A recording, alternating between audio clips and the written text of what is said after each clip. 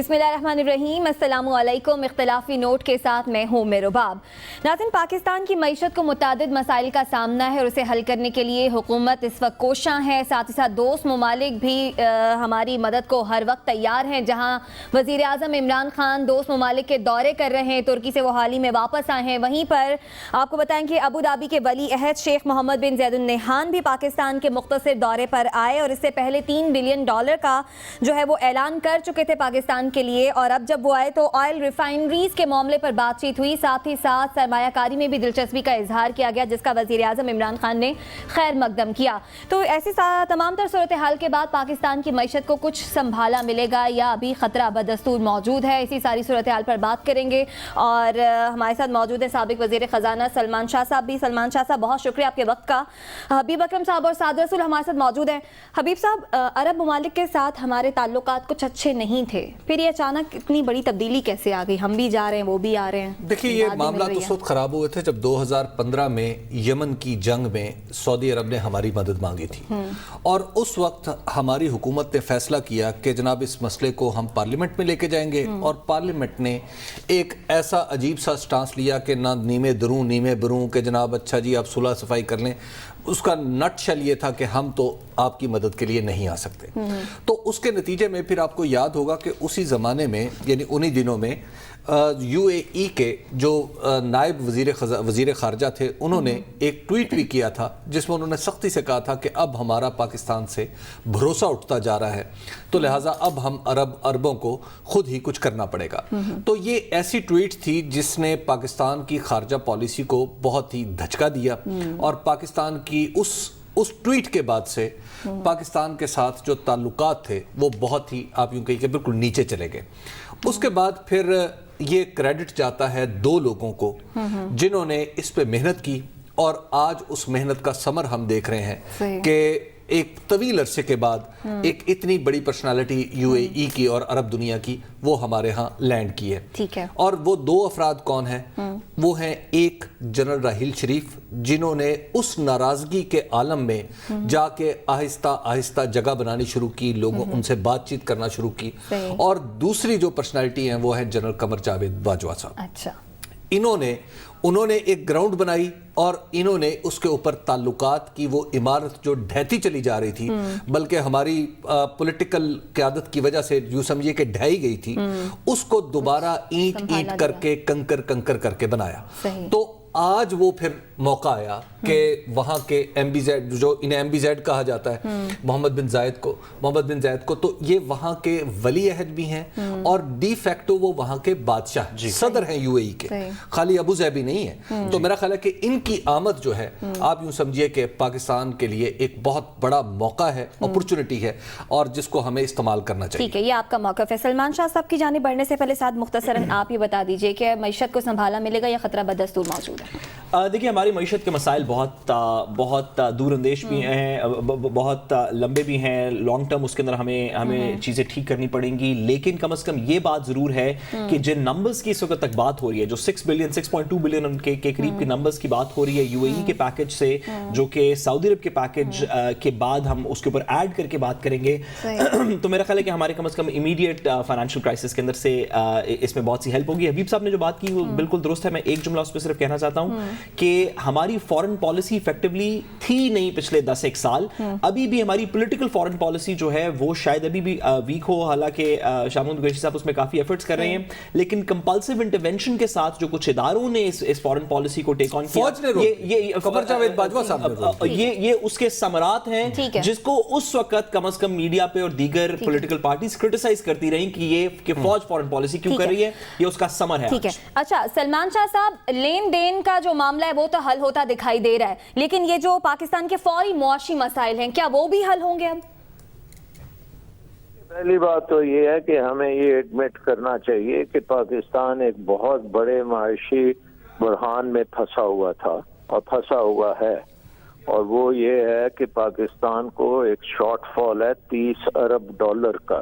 $30 अरब जो पाकिस्तान के रिजर्व तो सिर्फ $7-8 अरब के थे, तो हमें $18 अरब का करंट अकाउंट डेफिसिट اور تقریباً 10 ارب ڈالر ڈیٹ ریپیمنٹ، جو پرانا ڈیٹ ہم نے اکٹھا کیا ہوا ہے تقریباً 100 ارب ڈالر کا، اس میں اب تقریباً 10 ارب ڈالر کے قریب اس کی ڈیٹ سروسنگ اور اس کے ریٹرن ہر سال چاہیے. اس کا مطلب ہے کہ یہ اگر 30 ارب ڈالرز آپ کے پاس نہیں ہوں گے تو آپ بینکرپٹ ہو جاتے ہیں. اس لیے اتنی اکانومی جو ہے یہ انسٹیبل ہوئی تھی، اور یہ کہنا کہ یہ کوئی سڈنلی ہوا ہے یہ بالکل غلط بات ہوگی. یہ بلڈ اپ ہوا ہے پچھلے 5 سالوں میں، جس میں آپ نے بے دریغ بوروئنگ بھی کی ہے اور بے دریغ اسپینڈنگ بھی کی ہے. اب بات آ جاتی ہے کہ یہ جو گورنمنٹ آئی ہے اس نے کیا کیا ہے. یہ بہت ہی امپورٹنٹ تھا کہ سب سے پہلے آپ فائنینسنگ سیکیور کرتے، اور اس لیے یہ جو سعودی عربیہ کی وزٹ، اس کے بعد چین کی وزٹ، یو اے کی وزٹ، ملیشیا، ٹرکی، یہ ساری وزٹس بڑی سکسیسفل ہوئی ہیں. یہ میرا خیال ہے کہ ایکسپیکٹیشن سے زیادہ سکسیسفل. یعنی نمبرز میں اگر ہمیں گیج کرنے کی کوشش کریں ڈاکٹر صاحب، تو کتنے نمبرز کا فائدہ ہوگا؟ جیسے آپ 30 ارب ڈالر بتا رہے ہیں کہ یہ تو ہمیں امیڈیٹ چاہیے. آئی تھنک اس وقت آپ دیکھیں کہ 6 ارب ڈالر سعودی عربیہ سے 3 ارب dollar balance of payment support کے لیے، اور 3 ارب ڈالر کا تیل کی امپورٹ، اس کے ساتھ یو اے کا سملر پیکج، اور اس سے ساتھ ساتھ آئی تھنک چین کے پیکج کو لوگوں کو سمجھ نہیں آئی. اس میں بہت بڑا ایک جو پیکج ہے وہ کرنسی ارینجمنٹ کی آپریشنلائزیشن ہے، اور اس کے ساتھ ساتھ آپ یہ بھی خبر سن رہے ہیں کہ چین میں آپ نے سکوک بانڈز، وہ جو یوان بانڈز کرنے آپ جا رہے ہیں، جس کا مطلب یہ ہے کہ بہت سے آپ کا جو ٹریڈ ڈیفیسٹ ہے اس کی فائنینسنگ جو ہے وہ یوان میں آپ چائنیز بانڈز کے ذریعے کریں گے. ڈاکٹر صاحب یہ بھی بتائیے گا، فائنینشیل ایشوز جو ہیں، فائنینسنگ کی ارینجمنٹس تقریباً ساری ان پلیس آ گئی ہیں. ڈاکٹر صاحب یہ بتائیے گا کائنڈلی، آپ کی اجازت سے قطع کلامی کی معذرت، کہ اس کا پاکستان کے عام آدمی پہ ٹرانسلیشن کیا ہوگی ان ٹرمز آف کہ کیا ہمارا ایکسچینج ریٹ بہتر ہوگا، کیا ہماری انفلیشن ریڈکشن ہوگی، کیا ہماری ایکسپورٹس بڑھیں گی؟ اس میں عام آدمی کے لیے یہ نمبرز ٹرانسلیٹ کیسے کریں گے؟ پہلی بات تو یہ سمجھنے کی ہے کہ اگر یہ ارینجمنٹس ان پلیس نہ ہوتی تو یہ 5-6 ماہ میں آپ ایک بینکرپسی کی ایج پہ پہنچ چکے تھے، جس سے آپ کی اکانومی بالکل شیٹر ہو سکتی تھی، اور میسو ان امپلائمنٹ اور میسو ڈسرپشن ہونی تھی ہر چیز کی، حتیٰ کہ آپ کے جو ٹریڈ تھوڑی بہت چل رہی ہے وہ بھی ڈسرپٹ ہو جانی تھی. تو نمبر 1 آپ نے اس سے اپنے آپ کو بچا لیا ہے. نمبر 2 یہ ہے کہ اس کی وجہ سے اب ایک استحکام آئے گا، اور آپ کی جو بھی آپ نے ابھی تک جو باتیں کی ہیں، جیسے آپ نے ڈی ویلیویشن کر لی ہے، جیسے آپ نے انٹرسٹ ریٹس کو چینج کیا، انرجی پرائسز گئی ہیں، وہ ایک شاک پاکستانی عوام اب سہ چکی ہیں. اب میرا خیال ہے کہ اس کے بعد سے اب ایک ریکوری کی طرف ہم آہستہ آہستہ جائیں گے، اور سب سے امپورٹنٹ ریکوری جو پاکستان کی عوام کے لیے ہے وہ یہ ہے کہ آپ کے روزگار کے جو مواقع ہیں وہ بحال ہونے شروع ہوں گے، اور ایک انویسٹمنٹ فلو، کیونکہ یہ یو اے ای کی وزٹ آپ دیکھ رہے ہیں، وہ 7 انویسٹمنٹ کی بات کر رہے ہیں جو 6 ارب ڈالر کے اوپر ہے. تو اگر وہ انویسٹمنٹس بھی چل پڑتی ہیں، اور اس کے ساتھ آپ سی پیک کو جب ملاتے ہیں، تو پھر آپ کی یہ امپلائمنٹ جنریشن پہ اس کا بڑا اچھا اثر پڑتا ہے. ہمارا اس وقت امیڈیٹ مسئلہ تو اگر ہم دیکھیں تو وہ امپورٹ بل ہے جو مسلسل بڑھتا چلا جا رہا ہے. 26 ارب ہماری ایکسپورٹ ہوتی ہے، تقریباً 56 سے 57 ارب ڈالر کے درمیان ہماری امپورٹ ہے. اتنا بڑا گیپ تو ظاہر ہے لوکل پروڈکشن بڑھانی پڑے گی، انڈسٹری کی بھی، ایگریکلچر کی بھی، ہر طرف بھی. وہ کیسے بڑھا پائیں گے؟ کیا آپ کو لگتا ہے یہ حکومت اس ٹریک پہ جاتی ہوئی نظر آ رہی ہے؟ جی، اس میں آئی تھنک بہت امپورٹنٹ چیز جو ہے وہ ہے IMF کا پروگرام، اور میرا خیال ہے بیہائنڈ دا سینز خاصی حد تک ان کی بات چیت جو ہے وہ ہو رہی ہے، اور وہ میرا خیال ایشوز خاصے انہوں نے ریزالو بھی کر لیے ہیں.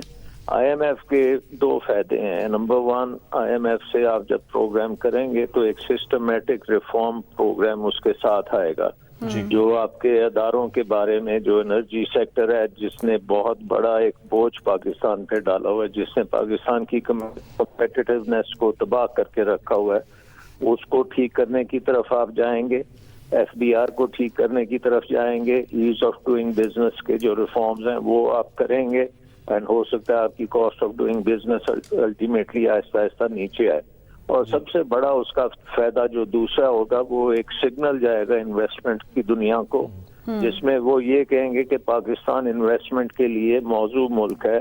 اور آج ہی میرا خیال وال اسٹریٹ جرنل میں بھی ایک آرٹیکل آیا جو کہہ رہا ہے کہ 2019 جو ہے اس میں پاکستان میں بھی دا اسٹار. سو پاکستان میں انویسٹمنٹ کی پاسبلٹیز بے شمار ہیں. اب ایک اور چیز ہمیں نہیں بھولنی چاہیے, اور وہ ہے کہ ڈونلڈ ٹرمپ نے جو پاکستان کے لیڈرشپ سے ملاقات کی بات کی ہے, اس کے ساتھ ساتھ لنڈزے گرام جو ان کے ساؤتھ کیرولائنا کے ہیں سینیٹر, انہوں نے کہا ہے کہ ہم فری ٹریڈ ایگریمنٹ پاکستان کو دے سکتے ہیں. یہ ایک ایسی چیز ہے جو پوری دنیا اس وقت ترستی ہے. ڈاکٹر صاحب, کوئی نظر آنے والی چیز جیسے 50 لاکھ مکانات, کوئی نئی فیکٹریز, یہ اس طرف کب جائیں گے؟ فری ٹریڈ ایگریمنٹ اگر امریکہ سے آپ نیگوشیٹ کرنے میں کامیاب ہو جاتے ہیں تو پاکستان کی economy hottest economy in Asia definitely ہوگی. کیونکہ آپ دیکھیں کہ دو دنیا کی سب سے بڑی economies, number 1 the US economy and number 2 the Chinese economy, اور دونوں کے ساتھ آپ کے فری ٹریڈ ایگریمنٹس ہوں گے تو آئی تھنک کہ یہاں پہ جیسے کہتے ہیں ریڈ ہاٹ قسم کی گروتھ ہوگی. اور اس گروتھ کی وجہ سے نمبر 1 چیز ہے گروتھ کی وجہ سے آپ کے ملک میں امپلائمنٹ جنریشن ہوگی. اور یہ جو ہاؤسنگ کی بھی بات ہے, یہ بھی بہت بڑا اکنامک جسے کہنا چاہیے اپرچونٹی ہے. کیونکہ پاکستان ایک دنیا کا چھٹا سب سے بڑا ملک ہے. سب سے زیادہ اس وقت اربنائزیشن ہو رہی ہے پاکستان میں. لوگ دیہاتوں سے شہروں میں آ رہے ہیں, اور شہر پاکستان میں کم از کم 10 ایسے شہر ہیں جو ملین پلس ہیں. ڈاکٹر صاحب, آپ 2 بڑے میگا سٹیز ہیں. تو آئی تھنک اپرچونٹیز جو ہیں یہ ان لمیٹڈ ہیں پاکستان کی, and I think we are generally moving in the right direction. Doctor صاحب, ایک آخری سوال, آپ کے وقت کا بہت شکریہ, لیکن ایک آخری سوال, آپ معیشت کے ایکسپرٹ ہیں لیکن آپ کی ڈائریکٹ الائنمنٹ نہ پچھلی گورنمنٹ کے ساتھ تھی نہ اس سے پہلے پاکستان پیپلز پارٹی کے ساتھ تھی. میرے خیال ہے 2008 کے بعد سے آپ ڈائریکٹلی اس طرح شاید انوالو نہیں رہے. آپ کے خیال میں یہ جو دوسری دونوں پولیٹیکل بڑی پارٹیز ہیں, پیپلز پارٹی اور PMLN, یہ جو تنقید کر رہی ہیں کہ PTI نے اکانومی کو خراب کر دیا, آپ کی آواز, آپ کی بات سے تو اس سے تقریباً بالکل مترادف بات نظر آ رہی ہے, تو ان کا کلیم کیا غلط ہے؟ جی بالکل غلط ہے. آپ اس کی ایک انڈیکیٹر ہے نمبر 1 جو ہم کہتے ہیں انویسٹمنٹ ٹو GDP ریشیو, وہ آپ نوٹ کر لیں. Habib Akram would know that very well کہ 2007 میں انویسٹمنٹ ٹو GDP ریشیو 24% تھی. اس کے بعد زرداری صاحب جب آئے تو ایک سال کے اندر وہ 24% سے گر کے 12% پہ آ گئی, اور تھرو آؤٹ پیپلز پارٹی کی گورنمنٹ میں وہ 12-13% کے قریب رہی. اس کے بعد PMLN کی جب گورنمنٹ آئی ہے تو اس میں کوئی خاص ریکوری انویسٹمنٹ میں نہیں ہوئی, وہ 13 سے 14% کے بیچ میں گھومتی رہی ہے. اور آج اگر آپ دیکھیں تو وہ ہم انویسٹمنٹ ٹو GDP جو ہے وہ تقریباً 14-15% کے قریب ہے. تو ابھی تک ہم 2007 کی جو لیول ہے اس تک نہیں پہنچے. 2007 کے لیول تک ابھی ہم نہیں پہنچے جی. اور اگر 5 سال میں میرا خیال ہے کہ اس گورنمنٹ کو آبجیکٹو ہونا چاہیے کہ انویسٹمنٹ ٹو GDP ریشیو کم از کم 30% پہ لے کے جائیں. بہت یہ جو ساری چیزیں اس وقت ہو رہی ہیں یہ اس ڈائریکشن میں میرا خیال بڑی مثبت قسم کی پروگریس ہو رہی ہے. مثبت قسم کی پروگریس ہو رہی ہے. بہت شکریہ سلمان شاہ صاحب آپ کے وقت کا.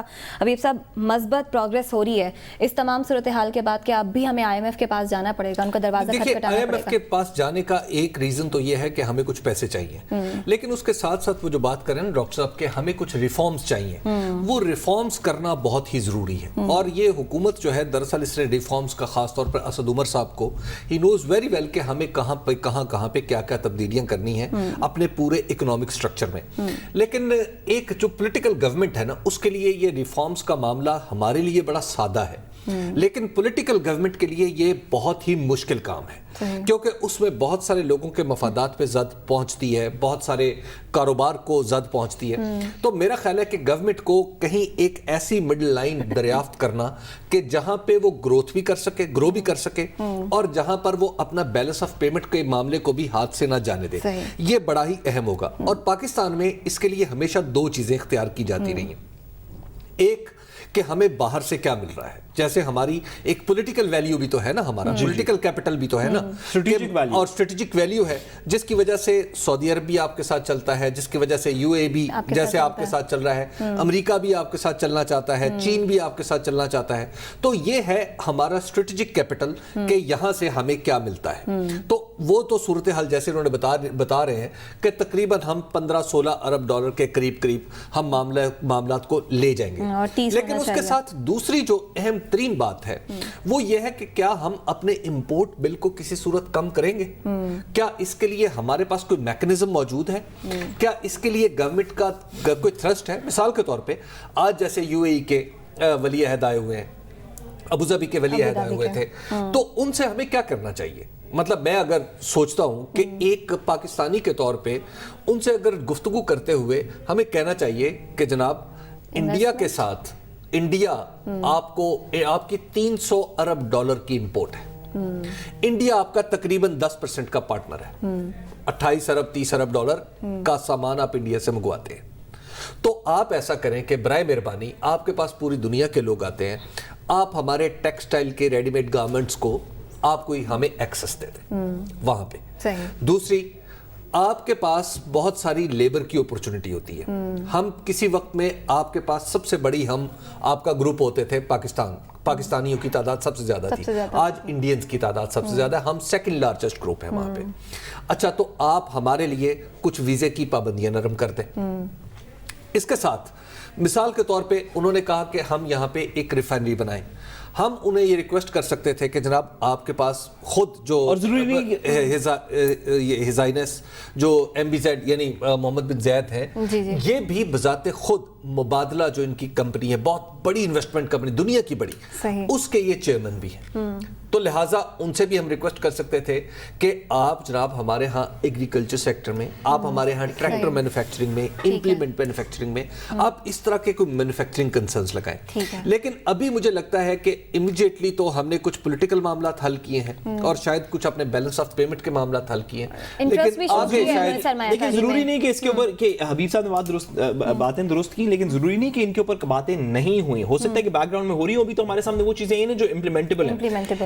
लेकिन जो बात रुबाब थोड़ी सी इसमें जरूरी है, टेक अवे जो है इसका, मेरे ख्याल में अगर हबीब साहब इसमें इजाजत दें, मेरे ख्याल में जो इसमें दो टेक अवेज हैं वो एस्टैब्लिश करने जरूरी हैं। एक ये कि हमें बड़ी देर से बताया गया था या बताया जाता था पिछले कुछ सालों में कि शायद ये जो 4 रिलेशनशिप्स जिनके ऊपर हम आज इकोनॉमिकली इंटरनेशनली इन्हिसार कर रहे हैं, एक सऊदी अरब की, एक यूएई की, एक टर्की की और एक चाइना की, कि शायद ये पर्सनल रिलेशनशिप्स हैं हमारे कुछ गुज़श्ता लीडरान की और उन लीडरान की पर्सनल रिलेशनशिप्स हैं। अगर वो लीडरान नहीं होंगे तो सऊदी अरब से रिलेशनशिप भी ठीक नहीं होगी, अर्दोगान से रिलेशनशिप ठीक नहीं होगी, वो मिथ ब्रेक हो गई है। ये रियासत पाकिस्तान, हमारे 200 मिलियन अवाम, हमारी इकोनॉमी की, हमारी मुल्क की रिलेशनशिप उन ममालिक से है, किसी फर्द की रिलेशनशिप नहीं थी, जो कि हुक्मरान कहता है। नहीं, लेकिन मैं दूसरी बात, ये आपने एक बड़ी दिलचस्प, मैं आपको एक तारीखी बात बताना चाह रहा हूं। शेख ज़ैद बिन सुल्तान जो थे अन्नाहियान, उनकी दोस्ती सबसे ज्यादा किससे थी? जुल्फकार अली भुट्टो से। अच्छा। और जुल्फकार अली भुट्टो के साथ उनकी दोस्ती इतनी गहरी थी कि उन्होंने, जब उन्हें फांसी की सजा होने लगी तो उस वक्त उन्होंने पूरा वजन जो है वो डाला भुट्टो साहब के पलड़े में। जी।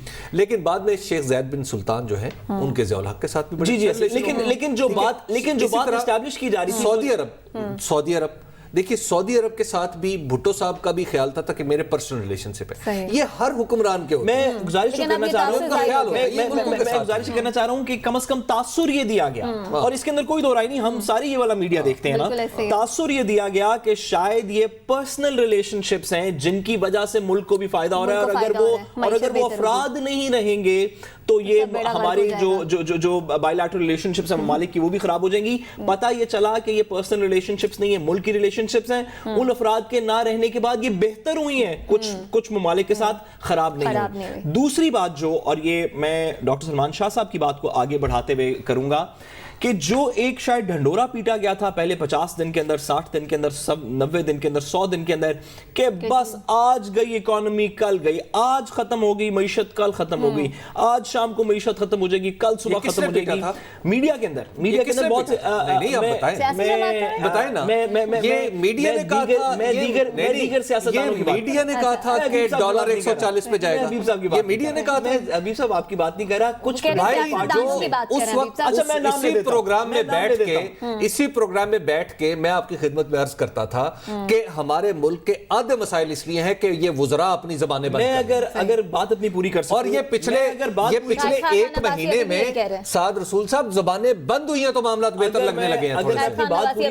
میں بات پوری کر سکوں, شاہد خاقان عباسی صاحب, رانا ثناء اللہ صاحب, نواز شریف صاحب اپنی العزیزیہ کے ریفرنس کے اندر جاتے ہوئے, واپس جاتے ہوئے, بس ہم تو معیشت ٹھیک چھوڑ کے گئے تھے, پاکستان تو بینکرپسی کے دہانے پہ آ گیا, ہم وہ کلپ سبھی چلا سکتے ہیں. یہ جو ڈھنڈورا پیٹا گیا, سابق وزیر اعظم صاحب نے ایک نہیں 3 پریس کانفرنسز کی اس کے اوپر, پیپلز پارٹی نے ایک نہیں 2 نہیں 3 نہیں 4 جلسوں کے اندر اس کے اوپر بات کی. ڈھنڈورا پیٹا جا رہا تھا کہ ہماری معیشت کسی وجہ سے پچھلے 100 دن میں بند ہو گئی, آج ارے بھائی سعد رسول صاحب ایک منٹ ایک بات سمجھیں, ایسے نا ایک منٹ, بات یہ ہے کہ لوگوں کو اتنی خوش فہمی میں مبتلا نہ کریں. اس وقت بھی آپ کے اس وقت آپ کا جو ملک ہے, اس وقت آپ کے ملک میں صورتحال یہ ہے کہ آپ 3% اگر گروتھ لے جائیں تو بہت بڑی بات ہوگی. فیکٹ آف دا میٹر آج کی حقیقت یہ ہے کہ آپ پنجاب میں بجلی پوری نہیں کر پا رہے. آج کی حقیقت یہ ہے کہ آپ کی نوکریاں جا رہی ہیں. آپ کی حقیقت یہ ہے کہ کارخانے بند ہو رہے ہیں. عوام کو نہ دکھائے جائیں جس طرح کی حکومت میں آنے سے پہلے دکھائے گئے ہیں, لیکن اگر دوست ممالک کسی طرح سے مدد کرتے رہے اور وزیر خزانہ بہتر پالیسیز کو لے کر چلتے رہے تو اس میں کوئی شک نہیں کہ پاکستان کی معیشت بہتر ہو جائے گی. وقت ہوئے بریک کے بعد واپس آئیں گے, ہمارے ساتھ رہیے گا.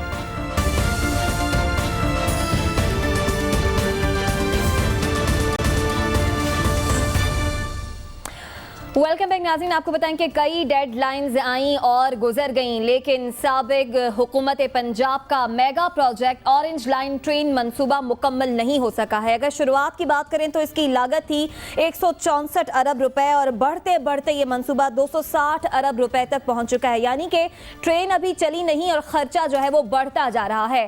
اور اب عدالت نے اس حوالے سے 31 جولائی تک کی ڈیڈ لائن دے دی ہے جناب, کہ 31 جولائی تک ہر حالت میں آپ کو یہ منصوبہ مکمل کرنا ہے. لیکن موجودہ حکومت اس حوالے سے کن خیالات کا اظہار کر رہی ہے اس میگا پروجیکٹ کو لے کر, پہلے وہ دیکھ لیتے ہیں, پھر اسی پر گفتگو کریں گے. آپ اورنج ٹرین کے لیے قرضہ لے رہے ہیں اور وہ مزید اور خسارے میں جا رہی ہے. یہ جو 3 میٹروز بنائی ہیں, آپ کو پتہ ہے پنجاب گورنمنٹ ہر سال اس کے اوپر کتنا خسارہ ادا کر رہی ہے, 8 ارب 800 کروڑ روپیہ. تو پہلے قرضے لے کے چیزیں بنا رہے ہیں اور وہ مزید اور نقصان کر رہی ہیں, تو یہ قرضہ واپس کیسے کرنا ہے؟ اور کیا ان کو یہ سمجھ نہیں تھی کہ یہ قرضے کی قیمت ادا کون کرے گا قرضے کی قیمت ادا؟ یہ سفید ہاتھی ہمارے لیے یہ اورنج ٹرین جو ہے. اب ہم کوشش کر رہے ہیں کہ کسی طرح اس کو جتنا بھی نقصان کم کیا جا سکے کریں. ہم اس کو مارکیٹ کرنا چاہتے ہیں, اس کے جو اسٹیشنز ہیں اس کو ہم مختلف لوگوں کو دینا چاہتے ہیں, کمپنیز کو دینا چاہتے ہیں, تاکہ وہ اس کے اگینسٹ ہمیں پیسے آئیں, تاکہ ہم جتنی بھی عوام کو سبسڈی دے سکتے ہوں دیں. تو موجودہ حکومت کہہ رہی ہے کہ جی یہ منصوبہ گلے کی ہڈی بن کر رہ گیا, سفید ہاتھی ہے. حبیب صاحب کیا لگتا ہے اگر آج شروع کیا جائے اس منصوبے کو تو کتنا ٹائم لگے گا؟ دیکھیے, یہ مجھے آپ کی بات سے ایسا تاثر مل رہا ہے کہ جیسے یہ منصوبے پہ کام رکا ہوا ہے. ایسا نہیں ہے.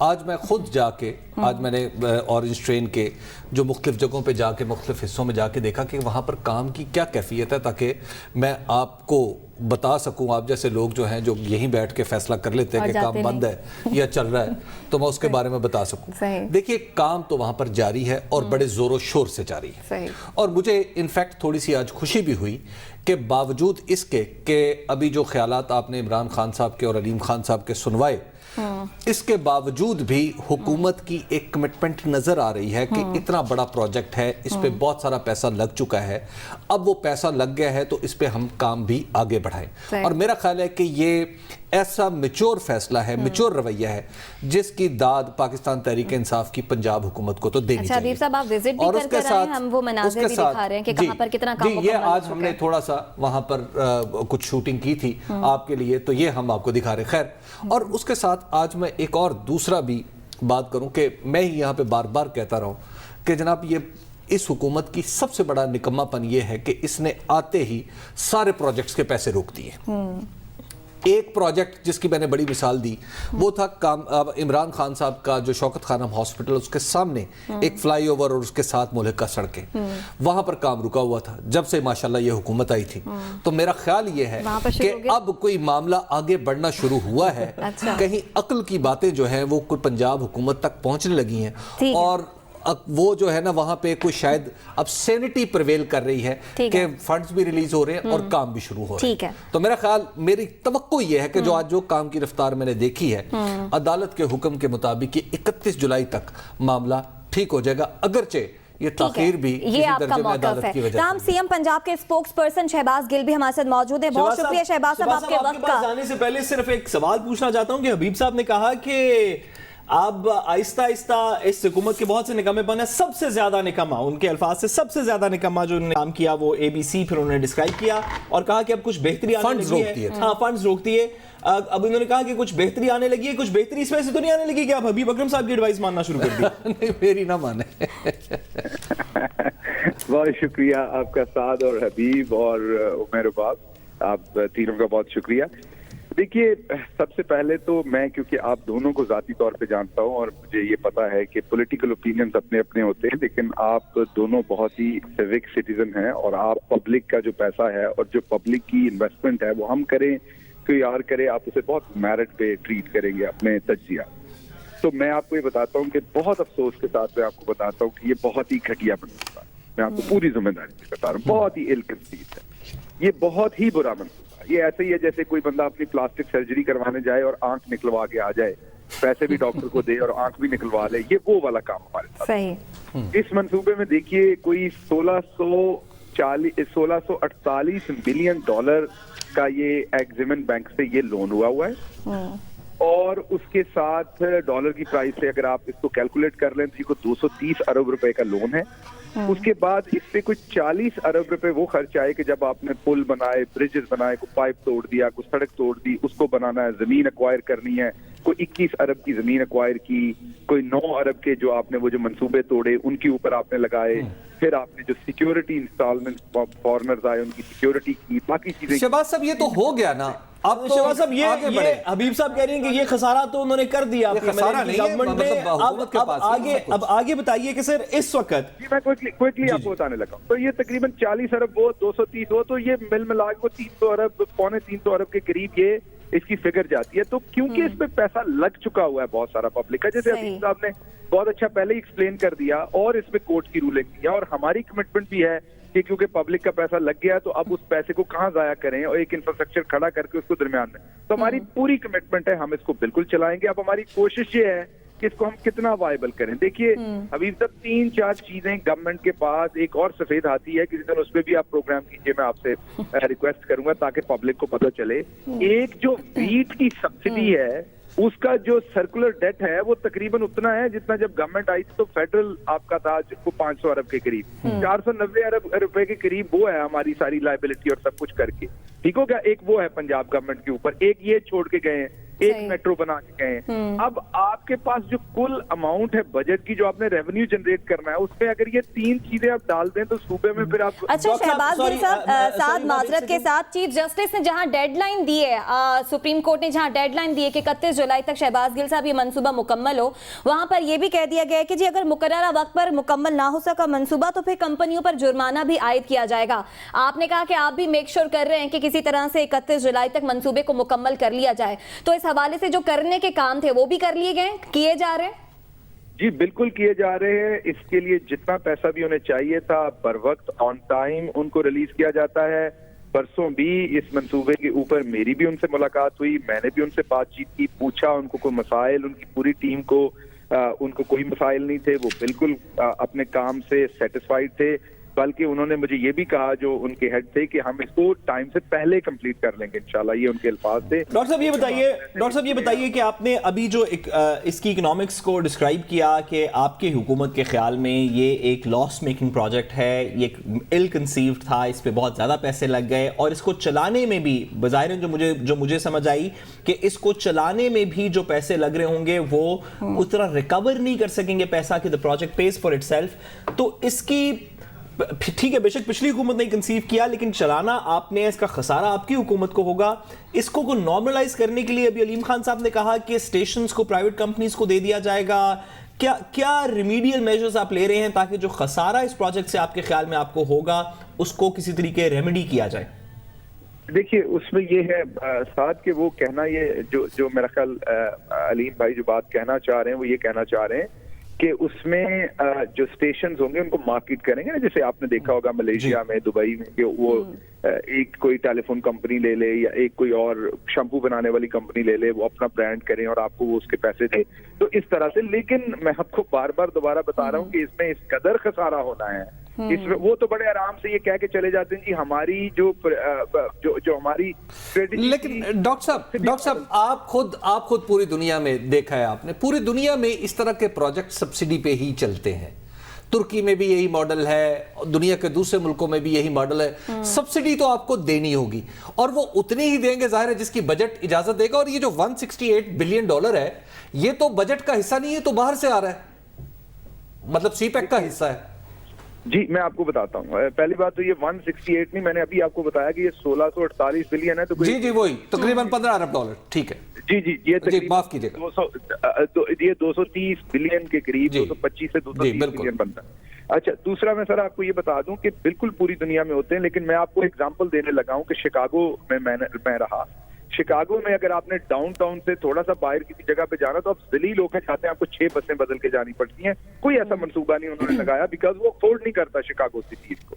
तो पूरी दुनिया में अब सब्सिडी का मॉडल होता है कि आप जो अफोर्ड करते हैं। अब जहां राजनपुर पे आप पर कैपिटा डेवलपमेंट 2400 रुपए लगा रहे हैं, वहां पे अगर आप यहाँ पे इसकी अगर आपको 30 या 40 अरब रुपया इसमें सब्सिडी डालते हैं, तो ये कहने को तो ठीक है, लेकिन ये नहीं होना चाहिए था। ये नहीं है वायबल मंसूबा, नहीं। अब हम करेंगे, अब तो आपने एक चीज खड़ी कर दी तो आपको करना है, लेकिन ये नहीं होना चाहिए था। अब दुबई के पास है तो अब दुबई के पास पैसा देखिए कितना है। अच्छा शहबाज गिल साहब, आखिर में बस अब ये बता दीजिएगा कि सफेद हाथी का जिक्र करिए, तहरीक इंसाफ, तो BRT मंसूबा जो पेशावर का है वो भी तो अभी तक मुकम्मल नहीं हुआ, क्या वो भी सफेद हाथी तो नहीं? लागत वहां पर भी बढ़ती जा रही है।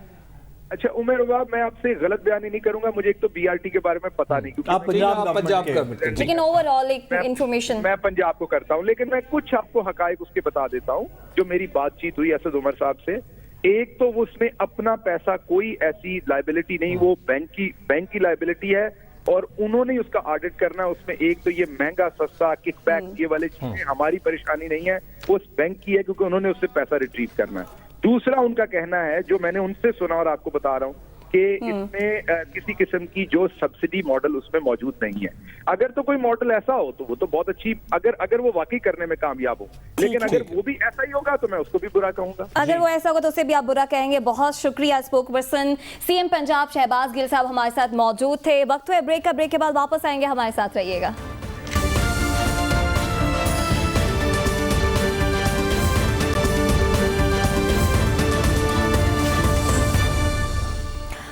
वेलकम नाजरीन, आपको बताएं कि वक्त गुजरने के साथ साथ पाकिस्तान में बच्चों के साथ जिनसी तशद्दुद और फिर कत्ल के वाक़यात बढ़ते जा रहे हैं, जो हर पाकिस्तानी के लिए, हर फ़र्द के लिए लम्हा फ़िक्रियाँ हैं। आखिर ऐसे अफराद कब पकड़े जाएंगे और इस तरह का जो रुझान है वो कैसे और कब कम होगा, इसी सारी सूरत हाल पर बात करेंगे। तारिक हबीब साहब हमारे साथ मौजूद हैं।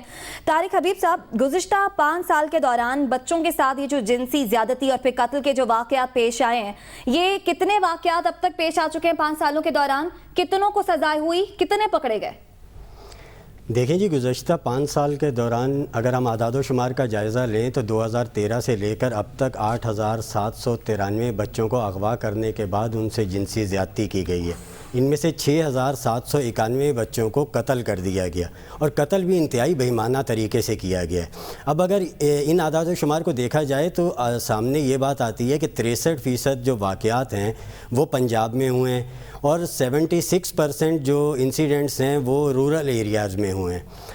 اب اس میں اگر پولیس کی کارکردگی کو دیکھا جائے تو پولیس نے ملزمان تو تقریباً تمام کیسز میں گرفتار کیے ہیں، لیکن اب جیلوں میں صرف 9% ملزمان ہیں، باقی سب ضمانتوں پر بری ہو گئے ہیں۔ طارق صاحب یہ وضاحت کر دیجیے گا ذرا کہ جو پنجاب کے اندر 60% سے زیادہ لوگ ہیں، میرا خیال ہے کہ کچھ سٹیٹسٹکس کس طرح کے ہیں کہ پنجاب کے بھی 2 یا 3 ڈسٹرکٹس میں زیادہ ہیں، جس میں قصور اور گجرانوالہ ڈویژن ہے، قصور سیالکوٹ ہے، یہ ایریاز ہیں جہاں پہ بہت زیادہ، اور قصور اس معاملے میں زیادہ ہائی لائٹڈ ہے کیونکہ وہاں سب سے زیادہ واقعات جو ہے وہ رپورٹ ہوئے ہیں، اور اس میں جو انویسٹیگیشن ہوئی ہے اس میں چائلڈ پروسٹیٹیوشن کو جو ہے وہ اس امکان کو بھی سامنے رکھا جا رہا ہے۔ اس میں ایک چیز یہ ہے کہ ملزمان گرفتار تو ہوئے، ملزمان کے حوالے سے بھی جو ہے وہ کچھ حقائق سامنے آئے ہیں۔ ان میں 83% ملزمان ایسے تھے جو پڑھے لکھے ہیں۔ یہ چیز جو ہے وہ سب سے زیادہ تشویشناک ہے کہ پڑھے لکھے جو نوجوان خاص کر جو ہیں وہ اس طرح کے واقعات میں ملوث پائے گئے ہیں، اور اس حوالے سے خاصی تشویش پائی جاتی ہے۔ FIA کی رپورٹ آئی تھی، اس میں یہ چیز جو ہے وہ بتائی گئی تھی۔ اب اس میں یہ ہے کہ ہماری حکومت کا کام ہے کہ وہ اس کی طرف توجہ دے۔ ایک اور چیز جو اس میں سامنے آتی ہے وہ یہ ہے کہ جتنے ملزمان ہیں وہ سیاسی اثر و رسوخ رکھتے ہیں، اس لیے ان کے خلاف کارروائی نہیں ہو پاتی۔ اگر ہم صرف قصور کا واقعہ دیکھیں تو 2015 میں 20 افراد کے خلاف 31 مقدمات کیے گئے تھے، اور 25 مقدمات جو ہے وہ انسداد دہشت گردی ایکٹ کے تحت تھے۔ بعد میں انسداد دہشت گردی ایکٹ کی دفعات جو ہیں وہ ان پہ سے ہٹا دی گئیں اور انہیں سیشن کورٹ کی طرف ریفر کر دیا گیا۔ آج وہ 8 کے 8 ملزمان جو ہیں وہ ضمانتوں پر رہا ہیں۔ اب اس حوالے سے جو ہے وہاں جب ہم نے انویسٹیگیٹ کیا تو ایک اور چیز سامنے آئی کہ جو پہلے ملزمان گرفتار ہوئے وہ ایک سیاسی پارٹی سے تعلق رکھتے تھے۔ اب جب جو ملزمان گرفتار تھے جو ان کے مخالفین تھے وہ دوسری سیاسی پارٹی سے تعلق رکھتے تھے، تو گرفتار ملزمان کے جو اہل خانہ تھے انہوں نے جو مخالفین تھے ان کے حوالے سے ویڈیوز بطور ثبوت لا کے دیں کہ وہ بھی انوالو ہیں۔ جب دونوں سائیڈ کے لوگ ان معاملات میں جو ہے وہ ملوث پائے گئے تو انہوں نے آپس میں ہی جو ہے صلح کر لی اور سارے ملزمان رہا ہو گئے۔ اچھا طارق حبیب صاحب، اوورال بات ہو گئی پاکستان میں، اگر ہم صوبوں کی بات کریں تو کس صوبے میں کرائم ریٹ زیادہ ہے اس طرح کے واقعات؟ جیسے میں نے ابھی ذکر کیا کہ پنجاب میں 63%، نہیں یہ تو واقعات کا 63%، رپورٹڈ واقعات کا۔ جی جی جی ان کے پاس وہی نمبر۔ جی بتائیے۔ سوری میں سوال نہیں سمجھ سکا حبیب صاحب۔ جی پنجاب میں سب سے زیادہ ہے، آپ نے کہا 63%۔ میں اس میں صوبوں کے حوالے سے طارق صاحب جو پوچھنا چاہ رہے تھے وہ آپ نے جواب دے دیا۔ سعد یہ بتائیے گا کہ کیا کوئی کمزوری کہاں پر ہے؟ اگر ہم قانونی پوائنٹ آف ویو سے جانیں، قانون میں کمزوری، عدالتی نظام کمزور ہے جو یہ دھڑلے سے اس طرح کے واقعات دیکھیں، نہ اس میں قانون میں کمزوری ہے نہ اس میں عدالتی نظام میں کمزوری ہے۔ ہمارے قانون کے اندر اس کی امینڈمنٹس بھی آتی رہیں۔ PPC کے اندر کرمنل لا امینڈمنٹ آئی 2014 کے اندر بھی، ہمارا پاکستان پینل کوڈ PPC ہے، اس کے اندر 2014 کے اندر بھی امینڈمنٹ آئی، 2016 کے اندر بھی امینڈمنٹ آئی۔ سیکشن 328 328 الف یہ بھی انسرٹ کیا گیا، 377 الف 377 سزائیں سخت ہوتی، جس میں سزائیں نہ صرف سخت ہوتی گی بلکہ حبیب صاحب اس طرح کی اسپیسیفک افینسز بھی کہ جہاں پہ بچوں کے ساتھ ان نیچرل ٹریٹمنٹ کی گئی ہو، کرول ٹریٹمنٹ کی گئی، یہ خاص طور پہ افینسز انکلوڈ کیے گئے۔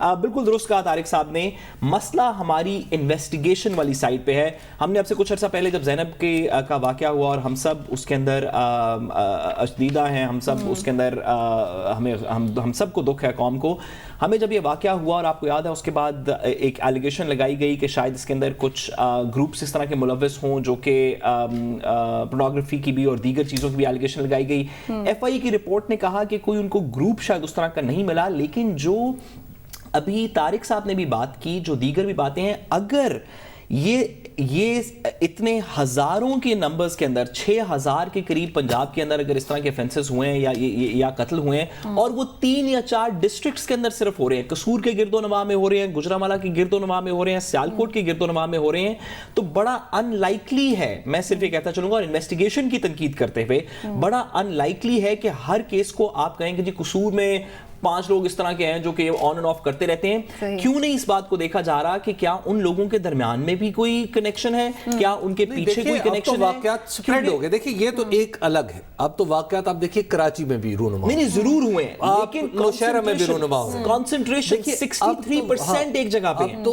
वाकयात जिस अंदाज में सामने आ रहे हैं उसमें मेरा ख्याल ये है साद रसूल के इसमें यकीनन इन्वेस्टिगेशन की कमजोरी होगी, लेकिन मुझे ऐसे लगता है कि हमारा पूरा जो जस्टिस एडमिनिस्ट्रेशन का सिस्टम है इस हवाले से, इस पर्टिकुलर हवाले से, उसमें कहीं कोई ऐसा खला मौजूद है जिसमें जो मुजरिम है वो कहीं ना कहीं से बच ये बात अगर ये खला पुर नहीं होगा तो इस तरह के वाकयात पेश आते रहेंगे। जी हम क्लोजिंग की तरफ जा रहे हैं। हबीब साहब आप कुछ कहना चाह रहे हैं? तारिक हबीब साहब। मैं साद रसूल साहब से इख्तलाफ करूंगा। हमारा जो इंसाफ की फराहमी में ताख़ीर इन वाक़यात में इजाफे की बुनियादी वजह है। कराची में एक इंसिडेंट हुआ था, 3 साला बच्ची को ज़्यादती के बाद कत्ल कर दिया गया था, तेज़ाब डाल के उसकी लाश जो है मस्त कर दी गई। 2009 का वाक़या हबीब साहब को याद होगा। उसमें 2 पुलिस एहलकार गिरफ्तार हुए थे, उन्हें इंसदादे दहशतगर्दी की बहुत शुक्रिया इंचार्ज इन्वेस्टिगेशन सेल दुनिया न्यूज़ तारिक हबीब साहब हमारे साथ मौजूद थे। प्रोग्राम का वक्त ख़त्म हुआ, अगले हफ्ते आपसे होगी मुलाकात। इजाज़त दीजिए, अल्लाह हाफ़िज़।